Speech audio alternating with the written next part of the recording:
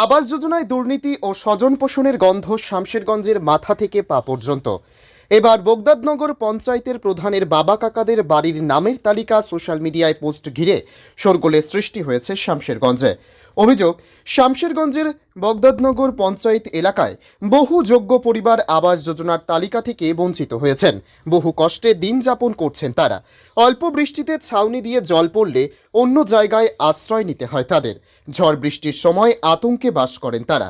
বেশ কিছু পরিবারের আবাস যোজনায় নাম থাকলেও ফাইনাল তালিকা প্রকাশের পর বাদ গিয়েছে নাম। যদিও স্থানীয়দের অভিযোগ, বগদাদনগর পঞ্চায়েতের প্রধানের বাবা কাকাদের প্রায় 20 থেকে 25 জনের নাম রয়েছে। শুধু তাই নয়, আরও অভিযোগ, নাম রয়েছে অঞ্চল সভাপতির বউ ও ছেলের।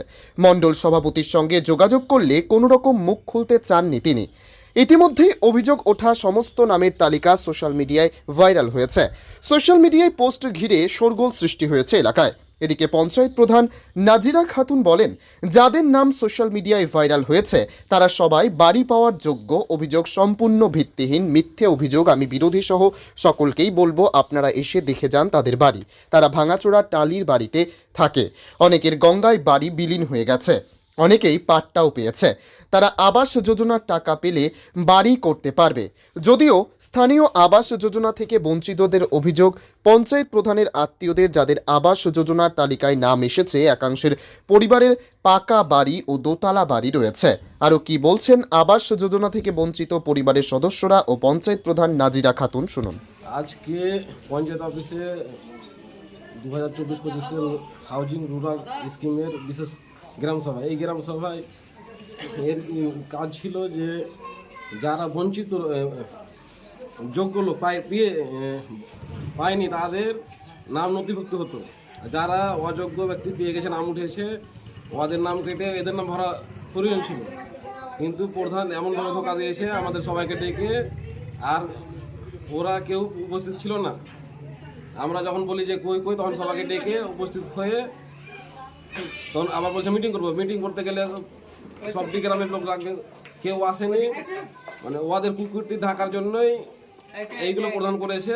মানে তার 5 ভাই, তার 5 ভাবি, অঞ্চল সভাপতি, এই অঞ্চলের তৃণমূলের অঞ্চল সভাপতি, তার স্ত্রীর নামে ঘর আছে। অঞ্চল সভাপতি সাদেমান আলী, ওনার স্ত্রীর নামে ঘর আছে। ওনার স্ত্রীর নাম হচ্ছে দুলন বিবি। ওনার ছেলের নামে আছে, ওনার ছেলে একটা সার্ভিস করে। ওনার বাড়িতে পেশাবখানাও মার্বেল দিয়ে ঢাকা আছে, তারপরেও তার নাম আসছে। আর যোগ্য ব্যক্তি যারা, এমনকি যারা ভিক্ষা করে খায়, এরকম আমার গ্রামে একদম আমি সাক্ষী দেখাতে পারি যে ভিক্ষা করে খায় এমন লোককেও বাদ পড়েছে। তো এর ভিডিও দৃষ্টি আকর্ষণ করছি যে এর জন্য সঠিক একটা ব্যবস্থা করা হয়, নাহলে আমরা ভেবে নেবো যে বিডিও সাহেবই এর জন্য দায়ী। বিডিও সাহেবের সঙ্গে প্রধানের সঙ্গে জড়িত আছে, তৃণমূল পার্টির সঙ্গে জড়িত আছে, প্রধানের সঙ্গে জড়িত আছে, তাদের কাছে মাল তুলে নিচ্ছে। আমি এটাই ভাববো, তিনি যদি না সঠিক সিদ্ধান্ত না নেন। আমার নাম ইমদাদুল হক, আমি খেজুরতলা আজমিরা খাতুন প্রধানের স্বামী। আমার ঘরে নাম এসছে, আমার স্বামীটা 12 মাস বিদেশ থাকে, আমার 10টা ছেলে পেলে নিয়ে আমি কোনদিন বাড়িতে খেয়ে কোনদিন না খেয়ে থাকি। শুনে আমি গরমে যাই, তো নামটাকে কেন কাটলে? প্রধান কেটেছে তলা কেন কাটলো সেটা মেম্বারেরা জানে। ঘুষ পেলে কি ওরা কি পেলে কে জানে। দিতে পারলো না, শোনালো আর হলো না, ওরা ঘুষ দিতে পেরেছে হয়েছে। আর 12 মাস বিদেশ থাকে, সবাই জানে গ্রামের কি মেয়েটা কিরম করে খায়। হ্যাঁ, নাম উজারা বিবি, বাড়ি হলো খেজুরতলা। তার জন্য 24 জনের তালিকা বেরিয়েছে, সবাই প্রধানের আত্মীয় স্বজন, এবং অনেকে ভালো বাড়ি আছে এমনটা অভিযোগ উঠছে। কি বলবেন? এটা সম্পূর্ণ মিথ্যে অভিযোগ। এটা বাড়িগুলো যে নামগুলো লিস্টে এসেছে সেগুলো হচ্ছে গঙ্গায় তলিয়ে যাওয়া বাড়ি, তার লিস্টে নাম এসেছে। এবং যে কোনো দল এসে দেখে যেতে পারে যে তারা কোথায় বাস করছে, কিসের বাড়ি আছে। এই যে 2তলা 3তলা বাড়ি এইভাবে যে ইয়াতে ফেসবুকে ছাড়া হয়েছে, এটা সম্পূর্ণ মিথ্যে। যে কোনো দলের লোক এসে দেখে যেতে পারে তারা কোথায় বাস করছে।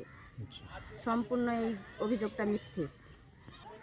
না, এটা এটা তো অভিযোগটাই তো মিথ্যে। এটা তো যে কোনো দলের লোক এসে দেখে যাক না, তারা কোথায় বাস করছে, তাদের বাড়ি আছে কি না, তারা কোন জায়গায় থাকছে, তাদের দোতলা বাড়ি আছে কি না, এটা দেখে যাক। এটা সম্পূর্ণ তো মিথ্যে। ওরা বিরোধীরা এটা রটাচ্ছে। যারা টাকা প্রধান বলে কি তাদের চাস্তো ভাইরাকে দিতে পারবে, আর প্রধান বলে কি পাবে না নাকি? তারা গঙ্গায় যে তলিয়ে গেছে তারা কি পাবে না? তারা তো পাট্টা পেয়েছে, কিন্তু এখনো বাড়ির টাকাটা পায়নি, তার জন্য এই লিস্টে নামটা আছে। তো প্রধানের কাকাতো ভাই তার জন্য কি পাবে না নাকি তারা? আপনার নাম? আমার নাম নাজমিরা খাতুন, কোন আমি বগদাদনগর অঞ্চলের প্রধান। প্রাণপ্রিয় বাংলার অগ্নিকন্যা, শান্তির দূত, নয়নের মণি, মামাটি মানুষের আন্দোলনের মহান নেত্রী মমতা ব্যানার্জি গোটা বাংলার মানুষকে একটা পরিবার ভাবে, যে বাংলার মানুষের যাতে মাটির বাড়ি না থাকে, টাটির বাড়ি না থাকে, তার জন্য গোটা বাংলায় বাংলা আবাস যোজনা মধ্য দিয়ে তাদেরকে, যাদের বাড়ি ঘর নাই, পাকা বাড়ি করার জন্য 1,20,000 টাকা দেবো বলেছেন। বাংলার নেত্রীকে আমরা শামসারগঞ্জবাসীর পক্ষ থেকে কৃতজ্ঞতা জানাই, ধন্যবাদ জানাই। পাশাপাশি যেটা বলতে চাইছি যে সোশ্যাল মিডিয়ায় বিভিন্ন যে ফেসবুক মারফত বিভিন্ন জায়গায় যেটা লক্ষ্য করছে বা দেখেছি, সর্বাংশে সত্য নয়, কিছুটা সত্য রয়েছে। কারণ হচ্ছে আমরাও যখন জানলাম যে ভুলে ভরা দোতলা তিনতলা বাড়ি আছে, এ ধরনের আছে, অস্বীকার করব না, কিন্তু এটা ঠিক যিনারা ইনকোয়ারি করতে গেছিলেন, যাদের দোতলা তিনতলা বাড়ি রয়েছে, নিজের বাড়িটা না দেখিয়ে গ্রামের সাধারণ বুভুক্ষ মানুষের বাড়িটা দেখিয়ে ওনারা নামগুলো সংগ্রহতা করেছেন। আমাদের এখানে যেটা ভুলটা হয়েছে, যেটা শামসারগঞ্জে যেটা ভুলটা হয়েছে, যে আমাদের শামসারগঞ্জ ব্লকের সরকার বলেছিল, দিদি বলেছিল যে আশা দিদিরা যেহেতু মানে হাঁড়ি টু হাঁড়ি চেনেন, তো আশা দিদিরা যদি থাকে ওরা শুধু বাড়িটা দেখিয়ে দেবেন। কিন্তু আমরা শামসারগঞ্জে দেখতে পেলাম ম্যাক্সিমাম জায়গাতে আশা দিদিরাকে দেখতে পাওয়া যায়নি। কেন দেখতে পাওয়া যায়নি তাদের কাছে খোঁজ নিলে জানা যাবে। তো আশা দিদিরা যদি থাকতো তাহলে রামের বাড়ি শ্যাম, শ্যামের বাড়ি রাম দেখাতেটা হতো না, দুর্নীতিটাও হতো না। এইগুলি জিনিসটা আমাদের রয়েছে। স্বজন পোষণের প্রশ্নে যেটা বলতে চাইছি, আমরা একটা ফেসবুক দেখলাম যে হয়তো সর্বাংশ সত্য নয়, আমরাও খোঁজ খবর রেখেছি। কয়েকটা বাড়ি যাদের নাম রয়েছে, বেশ কয়েকটা বাড়ি আমরা তদন্ত করে দেখেছি যে কয়েকটা বাড়ি দোতলা রয়েছে বা পাওয়া অযোগ্য, তাদের নামটা রয়েছে, এটা বাস্তব রয়েছে। আমরা যে কারণে গতকালকেই আমরা একটা বড় মিটিং করেছি। আমাদের শামসারগঞ্জের নয়নের মণি, আমাদের প্রিয় নেতা, শামসারগঞ্জের রবিনহুড, আমজানদার প্রহরী, আমাদের প্রিয় বিপ্লব দা আমাদের মিটিংয়ে গতকালকে ছিলেন। উনি সবিস্তারে আলোচনা করেছেন গতকালকে। তিনি আমাদেরকে সঙ্গে নিয়ে বিডিওর সঙ্গে দেখা করেছেন। বিডিওর কাছে আমরা যেটা দাবি করেছিলাম সেই দাবি বিডিও মানিয়ে নেওয়ার ফলে গতকাল এবং আজকে যারা ইনকোয়ারি করার পর যারা বাদ গেছে তাদেরকে দরখাস্ত বলেছি। দেখা যাচ্ছে যে এলাকাতে হয়তো দোতলা তিনতলা বাড়ি রয়েছে, নাম গেছে, তাদের অবজেকশন করতে বলেছি আমরা। বিডিও সাহেব বলেছে নিজে তদন্ত করবেন, তার অবজেকশনটা হচ্ছে। তাহলে এই কাজগুলো যদি সঠিকভাবে হয়, দিদির যে মূল আশা যে বাংলার মানুষের প্রত্যেকের একটা পাকা বাড়ি হোক, দিদির আশা পূর্ণ হবে, এইটুকু আমার বলার। আপনার পরিচয়? আমি বজলুর রহমান, আমি শামসারগঞ্জ ব্লক তৃণমূল কংগ্রেসের প্রাক্তন ব্লক সভাপতি।